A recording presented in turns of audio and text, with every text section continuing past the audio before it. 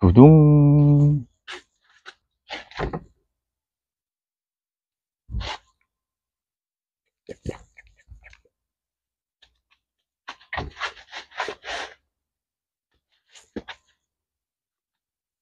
안녕하십니까. 9월 22일, 맞죠? 22일. 맞죠, 맞죠. 오랜만이죠? 음, 요즘에 조금 바쁜 척 하느라고 영상을 못 찍었더니, 봐봐. 이게 내가 할 때, 잘해라. 구독, 좋아요 누르고, 그렇게 해야지 내가 안 빼먹지. 안 하니까 그냥, 다 그냥, 내가 이게 사라져야지 내가 이제 필요한 건지, 뭐야, 이거, 저 자식이 필요한데 왜 안 나타나지? 알 거 아니야, 그거. 잘해, 그러니까. 확 안 해버리잖아, 그냥. 어이, 죄송합니다. 자, 오늘은 침대만 과학이냐, 다육이도 과학이다. 이 내용에 앞서, 저번에, 귀라네, 성형수술하는 데 있잖아요. 강남에. 그게 병원 이름 하도 알려달라고 하셔가지고, 거기가 원장님이 이제 프랑스 교포 출신이에요. 프랑스 교포 출신인데, 도사르. 형은 장씨요. 도사르장. 거기 가면은 원장님이 실력이 하도 좋아서 부위별로 다 해줘. 성형수술, 동물들. 응? 등심, 안심, 꼬갈비살 있죠? 다 해줘. 거기 이제 원장님, 내 이름 뭐라지? 도사르장. 장씨요, 장씨. 성이 장씨. 도사르장. 아재라고? 죄송합니다. 자, 침대만 과학이냐, 다육이도 과학이다.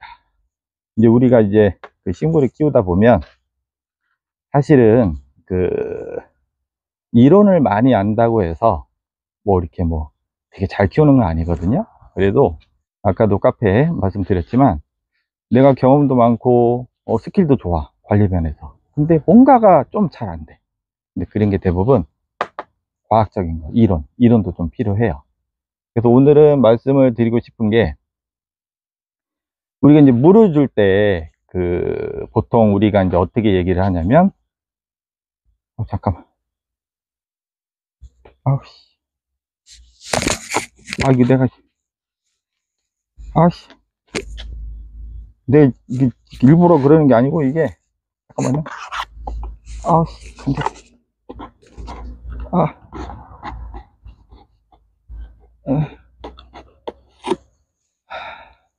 시원하다. 죄송합니다. 아이씨. 이게, 안 보여, 잘. 써봐. 진짜 안 보여. 이게 또 눈 성형수술 하면서 이게 깜깜해졌어. 그래, 안 보여. 진짜로. 이게 괜히 이게 더듬거리고 그런 게 안 보인다니까, 이게. 이 초점을 이렇게 딱 맞춰야 돼.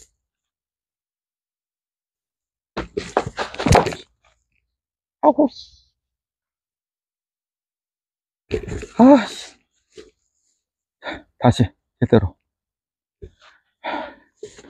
안 보여, 씨. 그 물 주는 게 이제 우리가 이제 물 주는 게 그게 있잖아요. 시간대가 아침에 주는 게 좋다. 낮에 주는 게 좋다. 우리가 이제 일반적으로는 보통 겨울에는 아침에, 그 다음에 봄, 가을에는 사실 아무 때나 줘도 좋아요. 그런데, 아까처럼 침대만 과학이 아니고, 다육이 과학이라고 했죠. 그러면 언제 몇 시에쯤에 주는 게 제일 효과적인가? 우리가 다육인들이 항상 걱정하는 게 통풍.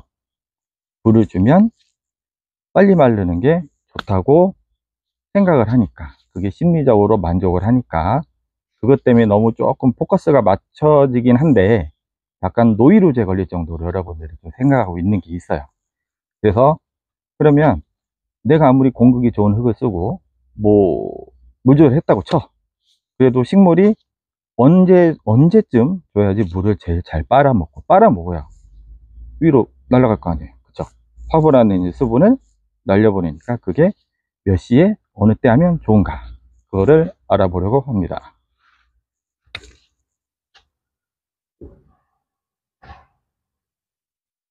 이 자료는 카페에서 캠식물 이렇게 입력하거나 증산작용 이렇게 입력하면 몇 가지 글이 제가 몇 년 전부터 썼던 글이 계속 있어요. 지금 하는 항상 말씀드리지만 제가 말씀드리는 영상은 수년 전부터 제가 10년 전부터 기록을 계속 해온 자료에서 조금 복잡하거나 글로 좀 이해가 안 되는 거 그거를 이렇게 몇 개씩 캡처해서 토끼 대가리가 설명을 하고 있습니다.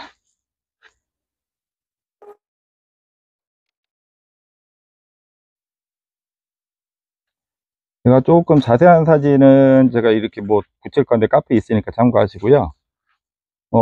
증산작용 요 증산작용 그래프 요 논문은 최진철 선생님인가 교수님인가 누군지 모르겠는데 그분께서 예전에 그 선인장 수박이라는 선인장이 있어요. 그 다음에 다육식 화재, 그 다음에 C3, C4 식물들 스파트 필름하고 몇 개인데 저도 자세하게는 저희가 뭐 이게 논문을 보고 연구를 하자는 게 아니라 이런 원리에 의해서 이렇게 되는구나 그거를 알고자 하니까 거기서 이제 저희한테 필요한 것만 빼는 거거든요.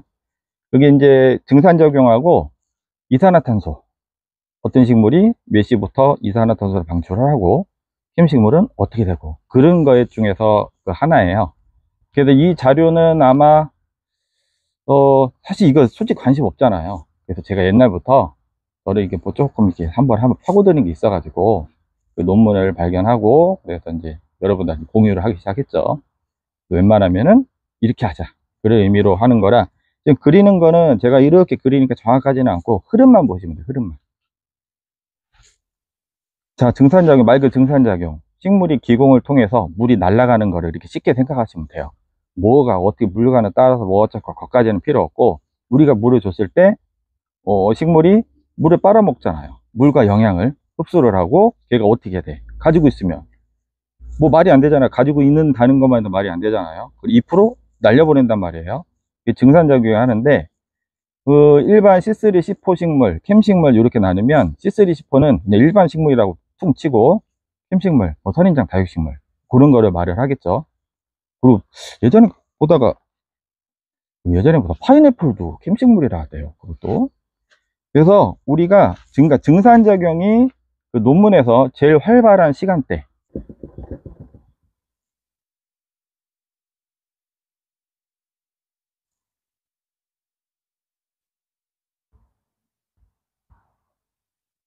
자, 캠식물, 선인장하고 다육식물 우리가 키우는 다육식물 선인장은 6시 전후부터 증산작용이 이렇게 살짝 완만하게 이렇게 올라갔다가 9시 정도부터 닫혀요. 수치상으로는 0으로 표현을 하고 있어요. 근데 이게 전체적인 그 식물을 다 뭐 비교 대상을 한 거 아니겠지만 그 중에서 이제 그 선수들만 뽑아 갖고 이렇게 한 거라 100이라고 생각하진 않아요. 아무튼 9시부터는 쭉 닫혔다가 3시, 4시부터 살짝 또 열려. 그러면서 6시쯤 가면서 그래프가 완만하게 이렇게 비스듬하게 꺾여요. 그 다음에 C3, C4 일반 식물들은 6시부터 쭉 올라가. 쭉 올라가서 6시, 아침 6시 그다음에 6시부터 쭉 올라갔다가 한낮에 정점을 찍고 저녁 6시쯤부터 급격하게 또 이렇게 그래프가 꺾이거든요. 이게 뭐를 의미하냐면 우리 그거는 뭐 어느 정도는 아실 거예요. 오늘 왜 간만에 쓰니까 이게 쓰는 게 아니라 한 몸이지. 조금 어색하네. 선인장하고 다육식물이 이제 그 일반적인 상식 아시잖아요. 뭐 사막이라든가 건조한 지대에 있으니까 낮에 기공을 열면 그 말 그대로 물을 다 뺏기니까 얘네들은 낮에는 기공을 닫고 밤에는 연다 뭐 이런 식으로 상적으로 알고 있잖아요. 그러면 C3랑 C4 일반식물하고 캠식물하고 공통점은 해가 뜰 때 그때 증산작용이 활발하게 시작을 해요. 일단은 하고 일반 식물은 C3, C4 식물은 한낮에 이렇게 올라갔다가 해가 질 때 꺼지는 거고 우리가 키우는 우리가 알고 싶어하는 선인장하고 다육식물은 해가 뜰 때 올라갔다가 9시 정도에 닫혀요. 우리가 보통 출근 시간에는 닫혀. 그래서 한낮에는 기공을 닫고 물을 안 빨아 올린다는 거죠. 하고 3시에서 4시에 살짝 열려. 아까 말씀드렸죠. 이왕이면 잘 빨아 올리는 시간이 6시부터 9시 사이, 그 다음에 3, 4시 이후부터 6시쯤. 물론 저녁에도 만만하게 증산작용이 됩니다. 그리고 그거는 뭐 증산작용 원리도 뭐 필요하지만 우리가 제일 주기 편한 시간대잖아요. 그 다음에 또 장점도 있죠. 한낮에 화상, 일소 피해, 그것도 적을 수도 있고. 그리고 또 하나 중요한 거, 우리 영양제 같은 거, 뭐 칼슘이나 연면십이라고 하죠. 연면살포. 그걸 했을 때 기공이 제일 많이 열리는 시간대가 3시, 4시 이후부터 6시 저녁에 천천히 열린다고 했으니 해가 질 무렵 전후부터, 그때 만약에 연면살포를 하면 기공이 더 열리니 흡수가 더 좋은 거죠. 물론 이것도 학자들마다 약간 다른 견해가 있어요. 어떤 자료는 기공으로는 흡수를 별로 못한다라는 자료도 있어. 그냥 오직 그 식물의 몸 전체에 그 옆면으로 흡수가 한다, 이런 논리와 주장도 있거든요. 근데 그거는 대체적으로는 그것도 맞지만 그래도 기공으로 흡수를 한다는 게 조금 더 뭐 우세? 그런 식으로 일반 교재에는 많이 나와요. 저희도 이제 교육 받을 때 그 실용농업 교육이라든가 교수님들이 강의를 할 때는 약간 그런 쪽으로 주장을 많이 펼치는 거고, 기공이 열릴 때가 흡수가 좋다. 그 다음에 또 하나, 뭐 기공이 열릴 때 흡수가 뭐 안 되고 뭐 그렇다고 쳐. 식물 자체의 몸에 묻었을 때 흡수가 된다고 쳐. 그런데 한낮에 만약에 영양제를 줬어. 몸에 좋으라고 칼슘이나 뭐 난각 칼슘을 주든 애닙을 주든 무슨 칼슘을 줬어. 그러면 제가 항상 말씀드릴 때, 여러분들한테 어떻게 말씀드리냐면, 약을 칠 때 항상 차각막을 하거나 웬만하면 흐린 날 하거나, 또 너무 계속 이렇게 지지부지 흐린 날 말씀드리는 거 아니죠. 흐리거나 오후에 또는 차강을 하고 하라는 이유가, 약이나 영양제나 식물의 몸체에 또는 벌레에 오래 묻어 있어야지 최대한 흡수가 좋은 거거든요. 영양제도 마찬가지. 잎에 오래 묻어 있어야지 천천히 흡수가 되면 훨씬 더 좋죠. 저녁에 열리니까. 그런데 낮에 치면, 낮에 찍찍찍 치면 햇빛에 흡수가 될 만할 때 말라버리잖아. 그쵸? 그래서 웬만하면은 아침 일찍은 솔직히 아유 그거 피곤하게 바빠 죽겠는데 한 시간이라도 더 주무셔야지. 그쵸? 그런 거보다 저녁에 퇴근하시고 여유 있게, 또는 해 딱 질 무렵 그때 키피장 가셔가지고 물이라든가 영양제를 주시든가, 그 시간이 제일 효율적이라는 거예요. 그러면 정성을 쏟은 만큼 우리가 막 되게 잘 키워 보려고, 진짜 건강하고 이쁘게 키워 보시려고 뭐 안에다가 뭐 에스라이트도 좋고 저것도 산화초도 좋고 막 좋게 하잖아요. 그죠? 통기성을 좋게 하기 위해서 하잖아요. 그런데 거기서 플러스 알파 이런 원리를 적용하고 이해를 한다면, 내가 만약에 어떤 거를 실행을 했을 때 웬만하면 이 시간대 하는 것보다, 급하게 하는 것보다 차라리 여유 있게 저녁에 오후에 천천히 하는 게, 우리 다육이한테도 좋구나 하는 걸 느낄 수 있다는 거죠. 약간 이게 근데 조금 우리의 입장에서 좀 안 맞을 때가 있어. 안 맞다기보다는 부담스러울 때가 있는데, 그거는 한 두세 달이 다가오는 겨울입니다. 겨울에도 물론 실내에 내가 키핑장 하우스, 내 하우스, 우리 집에서 뭐 그런 조건을 만들어 주면 상관은 없지만, 상식적으로 저녁에 해가 질 때부터 빨아먹는다 하더라도 추워요. 그쵸? 춥기 때문에 오히려 냉한 기운이 더 많을 수가 있어. 이 화분 내에 빨아먹긴 하지만 전체적으로 그 수분이 오래 있을 확률이 많기 때문에, 그때는 우리가 겨울에는 그냥 오전에 줘라는 게 조금 더 합리적이라기보다는 그게 좀 마음이 덜 불편해.